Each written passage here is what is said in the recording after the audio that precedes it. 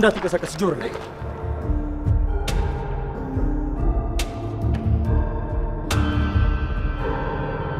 ዴቭን ለምን ጉዳይ ነው የፈለግሽው? አልሚ ያልነገረችሽም እንዴ? ዴቭና እኔ እኮ ልንጋባ ነው። ዝም ብሎ ሳይተዋወቁ ሳይግባቡ መጋባት አለ እንዴ? ይሄማ አላማው የፍቅር ብቻ አይመስለኝም። የፍቅር ነው እንጂ እኔ እኮ ከልጅነቴ ጀምሮ የአልሚ ልጅ ዴቭን ነው ማገባው እያልኩ ነው ያደግኩት አይደል? ቆይ ይሄኔና እሱ መጨረሻ በቃ ይሄ ነው መጨረሻችሁማ? ይሄ አይሆንም አዴ፣ አትሳሳች። ዴቭ ገና ስላልገባው ነው እንጂ ልክ ሲገባው እናቱ ላንቺ መስጠት ያለባትን ክብር ሰጥታ ትገባላችሁ። መጋባታችን እንኳን ታየው እናቱ መታ እንደቀልድ ሁሉንም ነገር በታተናችሁ።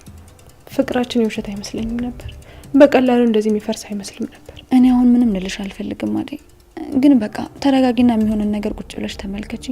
ዴቭን በራስሽ ምክንያት እንዳታጩ ተጠንቀቂ እንጂ እሱ ለሚያደርጋቸው ነገሮችና እሱ መወሰን ስላቃተው ብለሽ እያሰብሽ አትቆጪ። እሺ ጓደኛዬ፣ ግን ልጅቷን በድጋሚ ባገኛት አንቺ ያልሽው ልክ ነው፣ አናግራታለሁ። የኔዋ እንደዚህ ቢሆን በጣም ደስ ይለኝ ነበረ።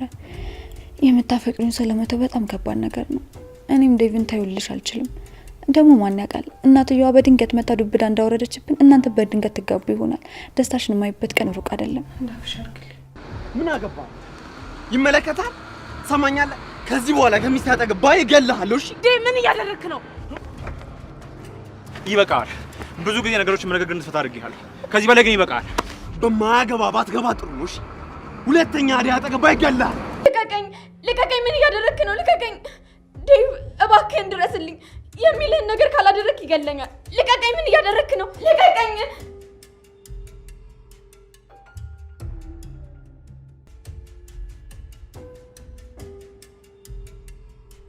እዚህ ጋር ነው ጠብቋታል። በቃ እዚህ ሆነን እንጠብቀው። ገንዘቡስ ላስገባለታ ምን አማራጭ አለኝ? ሰውየው እየቀለደ አይመስለኝም። ምን ስትል ከእንደዚህ አይነት ሰው ጋር እንደተገናኘች አላውቅም። ዴቭ ተረጋጋ። ቀድመ ገንዘቡን ካስገባ ድጋሚ ይዛታል። ደወለ። ሄሎ። አዎ ደርሰናል። ይኸውልህ መጀመሪያ ፍቅርን ሳታሳየኝ ገንዘቡን አላስገባም። እሺ። ሄሎ። ምን አለ? ዘጋው። ውይ ቤሪ፣ ቆይ እቺ ልጅ ማላይበት የት ልሂድ? ማን እንደው ቤሪ አታውቃትም? ባቡሬ እንዳትንቀሳቀስ ጆሮ ላይ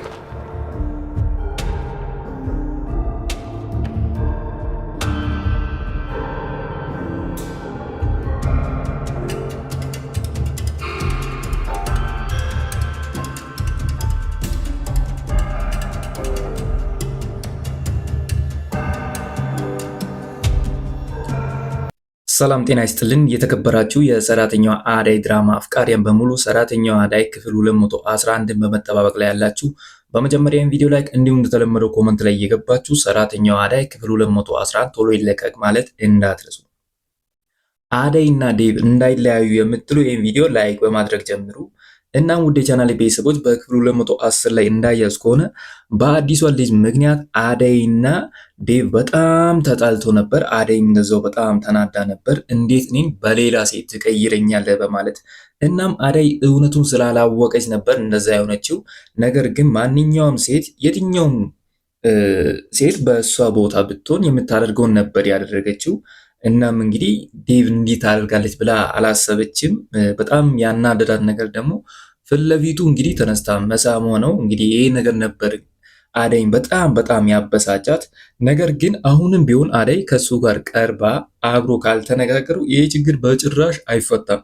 እንደውም ወደዛ እየተባባሰ ይሄዳል። ስለዚህ አዳይም ቢሆን እንግዲህ ራሷን አረጋግታ ዴቭን ማዳመጥ ነበረባት።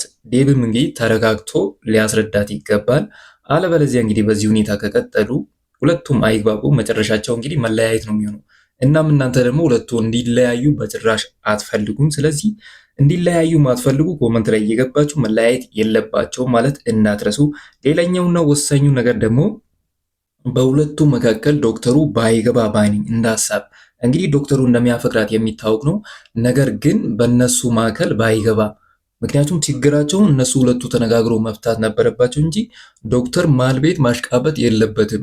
እንግዲህ ዴቭ እና አዳይ በቃም ብሎ ሲለያዩ እሱም የራሱን መሞከር ይችላል።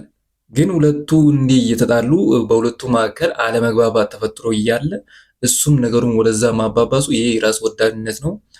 በዚሁ ነገር ላይ በጣም እኔም ተቀይሜ ነበር። እንግዲህ ዶክተሩ እንደዛ ያደርጋል ብዬ አላሰብኩም። ሁለቱ ሲደባደቡ ነበር። ቢሆንም ግን ዶክተሩ መረዳት ነበረበት። በዴቭ ቦታ በሆንስ ነገሩን ሳያጣራ እንግዲህ እሱም ዴቭን ለመወንጀል ፈጠነ። አደይንም ሊያረጋጋት ነበር የሚገባው። ሁለቱ እንዲስማሙ ማድረግ ሲገባው እንግዲህ አደይ የኔ ትሆናለች በሚል ተስፋ ነው መሰለኝ ያንን ነገር ያደረገው። ቢሆንም ግን በመጨረሻ ነገሩን አስተካክሎ ነበር። ዴቭን እንግዲህ እንደተረዳው ያው ትንሽ ለዴቭን አዳልቶ ሲያወራ ነበር። ጉዳዩ የማዳላትና ያለማዳላት ሳይሆን እንግዲህ እውነታውን መናገር ነበረበት በሰዓቱ። እንግዲህ ያንን ነገር ለአደይም ለማስረዳት ሞክሮ ነበር። በዛ ደስ ብሎኝ ነበር። ነገር ግን ገና አጀማመሩ ላይ ቢያበላሽም እንግዲህ የሆነ ታይም ላይ እንግዲህ ለማስተካከል ሞክረው ነበር። በዛው ቢቀጥል ዶክተሩ በጣም መጥፎ ሰው እንደሆነ ነበር እንግዲህ እኔም የሚገምተው። ቢሆንም እንደዛ አላደረገም። ነገሩን ወዲያውኑ እንግዲህ ቀይሮ ራሱን በዴቭ ቦታ አስቀምጦ ትክክለኛ ፖዚቲቭ የሆነ አስተሳሰቡን ስለነገረ በጣም ተመችቶኛል። እናም አደይም ቢሆን አሁን ላይ ዝም ብላ እንደዛ ግንፍል ከምትል አሁን ላይ ዴቭ ያለበት ሁኔታ እንዴት ነው ብላ ማጣራት አለባት። ዴቭን ቀርበው ምን ተፈጥሮ ነው ብላ መጠየቅ አለባት። እቺስ ልጅ ማናት? እንዴት መጣች ብላ መጠየቅ ነበረባት እንጂ በእኔ ላይ ሌላ ሴት ደርበዋል ብላ ያዙ ይልቀቁኝ ማለት ተገቢ አይደለም። ምክንያቱም ሁሉም ነገር የትኛውም ችግር በመነጋገር ይፈታል። በመነጋገር ማይፈታ ችግር የለም።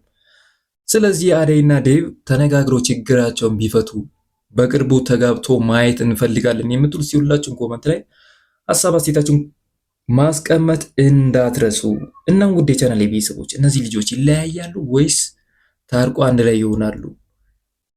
ሀሳባችሁን ኮመንት ላይ ያስቀምጡልና እንግዲህ በቀጣይ ክፍል ምን እንደሚፈጠር አብረን የምናየው ይሆናል። ሌላው ደግሞ በጣም ያሳሰበኝ ነገር በክፍሉ 210 መጨረሻ አካባቢ ዴቭና ባቡሬ እንግዲህ በቁጥጥር ስር ሳይውሉ አይቀሩም። ምክንያቱ ደግሞ በገጀራው ምክንያት ነው። ፖሊሱ እንግዲህ ገጀራውን ሲያሯሩጠው ነበር፣ ለመያዝ ሲያባረው ነበር። እንደ ድንገት ሆኖ በነ ባቡሬ ፊት ነበር ያለፈው። ለባቡሬ የሚሆን መልእክት ተናግሮ ነበር ያለፈው። እናም ፖሊሱም እንግዲህ እሱን እየተከተለ መጥቶ በዚህ የሆነ ሰው ሲያልፍ አይታችኋል ወይ ብሎ ይጠይቃቸው። እነሱ እንግዲህ ዴቭና ባቡሬ አንድ ላይ ነበሩ። እናም ዴቭ ሊናገር ሲል ባቡሬ እንዳይናገር አደረገው። በዛ ነገር ተጠራጥሮ መሰለኝ ፖሊሱ እንግዲህ ከገጀራው ጋር አንድ ላይ ናቸው በማለት አስበው ነው መሰለኝ እንግዲህ የያዛቸው። ቢሆንም እስቲ በቀጣይ ክፍል ዴቭና ባቡሬ ይታሰራሉ ወይስ አይታሰሩም የሚለውን አብረን የምናየናል። ግን ከእናንተ የምፈልገው እስቲ ዴቭና ባቡሬ መታሰር የለባቸውም የምትሉ ሀሳብ አስተያየታችሁን ኮመንት ላይ አስቀምጡልና በቀጣይ ይታሰሩ ይሁን አይታሰሩም እንግዲህ አብረን በክፍሉ 211 የምናየው ይሆናል። ዴቭም እንግዲህ ይህን ነገር ብሎ ነበር። ከእንደዚህ አይነት ሰው መሸሽ እንዳለበት ለባቡሬ ሲናገር ነበር። አለበለዚያ እሱንም ጭምር ይዞት ገደል እንደሚገባ ሲያወራ ነበር። እንግዲህ በሰዓቱ እነ ዴቭ የፍቅርን አጋዥ ፍለጋ ነበር የመጡት እንጂ እንደዚህ አይነት ነገር ይፈጠራል ብሎ አላሰቡም።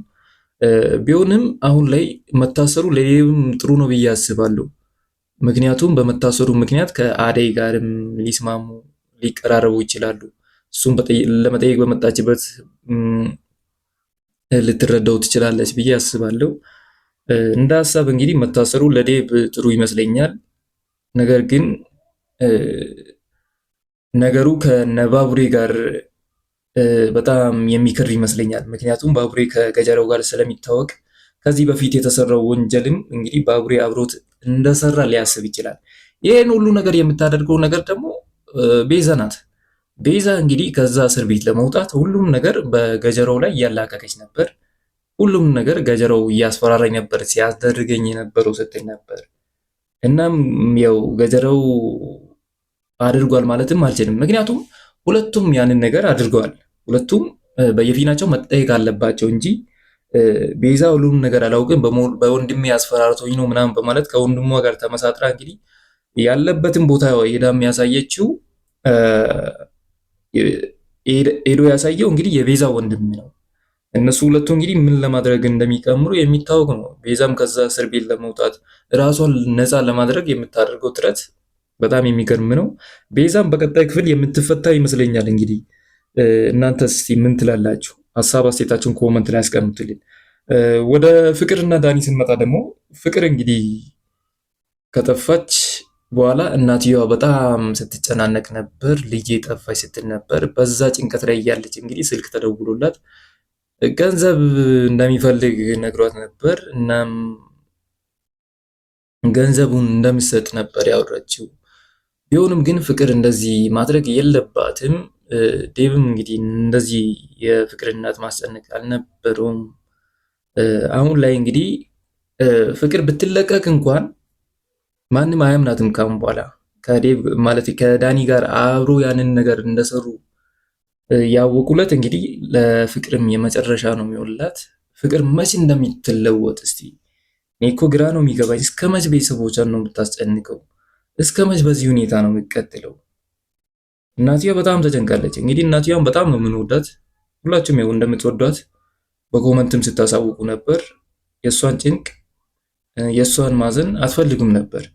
ቢሆንም ግን ይሁን። አሁን ላይ ደግሞ ዴቭም ሲታሰር ከባድ ነው የሚሆነው። ነገሩ ወዴት እየሄደ እንደሆነ በጣም ይከብዳል እንግዲህ ለመገመትም። ሌላው ደግሞ የአዲሷ ልጅ ጉዳይ ነው። አዲሷ ልጅ ከመጣችም ጊዜ ጀምሮ ምንም ደስ አላለንም። አለባበሷም፣ መልኳም፣ ጸባዩዋ፣ ሁሉ ነገሯ ነው የሚያስጠላው። ማለት ከባህል ያፈነገጠ አለባበስ አለ አይደል? ቢሆንም ግን እቺ ልጅ ለዴቭ አትመጥነውም። የዴቭ እናት ግን ምን ያህል ክፉ እንደሆነች ይሄ ማሳያ ነው። ልጁ ያልወደዳትን ልጅ አግበው ብላ ሌላ ሴት ማምጣቷ በራሱ የአእምሮ እክል እንዳለባት ማሳያ ነው እንጂ ጤነኛ ሰው የሚያደርገው ነገር አይደለም። እኔ የዴቭ እናት አንዳንዴ ግርም ነው የምትለኝ። ለሰው ያላት ንቀት እኔ ያልኩት ብቻ ይሁን የምትል ሴት። ዴቭም እንግዲህ ከእሷ ጋር እሷን ችሎ በመኖሩ እውነት ጀግና ነው። የትኛውም እናት ደግሞ ልጁ የወደደውን ነገር ታደርጋለች እንጂ ልጁን አስጨንቃ ያለ ልጁ ፍላጎት እኔ የሆንኩት ብቻ ይሁን አትልም።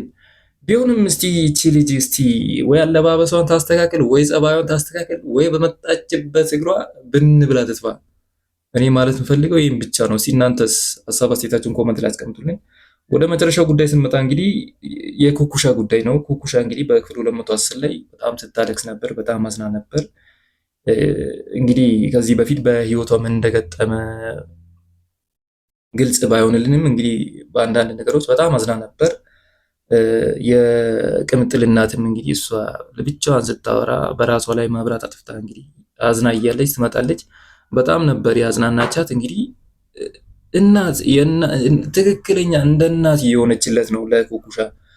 በሳቱ ዳይመንድም መጥቶ ነበር። እንግዲህ ያው ኩኩሻ ዳይመንድን እንደምትወደው ያው ሳታውቃት ቀድም አብሮ እንዲወጡ የሆነ ነገሮችን ብታመቻችም እነሱ ሁለቱ ግን ሊግባቡ አልቻሉም። ቢሆንም ግን እስቲ ኩኩሻና ዳይመንድ ተስማምቶ ሁለቱ አንድ ላይ ይሁኑ የምትሉ እንደኔ ሀሳብ ሁለቱ አንድ ላይ ቢሆኑ በጣም ነው ደስ የሚለኝ። ምክንያቱም ጸባያቸው ተመሳሳይ፣ አሁን ለጊዜው ነው እንጂ እንደዛ እንደ አይጥና ድመት የሚሆኑ በጣም ነው የሚዋደዱት። ኩኩሻን በጣም ትወደዋለች፣ ልክ እንደዛው ዳይመንድን በጣም ይወዳታል። ነገሩ እንግዲህ ለዳይመንድ ግልጽ አልሆነለትም እንጂ ኩኩሻ የምታሳያቸው ነገሮች የፍቅር ነው፣ በጣም እንደምትወደው። ነገር ግን ሴት ናት እንግዲህ አፈቅራለሁ ብላ መናገር አችልም። እሱ ደግሞ በመጣ ቁጥር ግሮም ሰው ዱርዬው እያለ በቃ ልክ እንደ ወንድ ነው የሚያያት። ይሄ ደግሞ ከሁኔታ የተነሳ ነው። እንግዲህ እሷም ከሱ ጋር ስትሆን እንደ ሴት ትሆናለች ብዬ አስባለሁ። እስቲ ኩኩሻና ዳይመንድ አብሮ ይሁኑ የምትሉ ሀሳብ አስተያየታችሁን ኮመንት ላይ አስቀምጡልኝ። ኩኩሻ እንግዲህ የሆነች የዋህ ነገር ናት፣ በጣም ነበር የምታሳዝነኝ። እናም እስቲ ሁለቱ አንድ ላይ ይሁኑ የምትሉ ሀሳባችሁን ኮመንት ላይ አስቀምጡልና በቀጣይ ክፍል እስቲ ምን እንደሚፈጠር አብረን የምናየው። እናም ወደ ቻናል የቤተሰቦች እስከዚህ ድረስ መምጣታችሁ ካልቀረ ሁሌም እንደምላችሁ ለዚህ ቻናል አዲስ ከሆኑ ሰብስክራይብ፣ እንዲሁም ይህ ቪዲዮ ለብዙ ሰው እንዲደርስ ላይክ ማድረግ እንዳትረሱ እያልኩ እኔ ከወዲሁ ልሰናበታችሁ። ሁላችሁም በያላችሁበት መልካም ጊዜ ይሁንላችሁ። ቻው ቻው።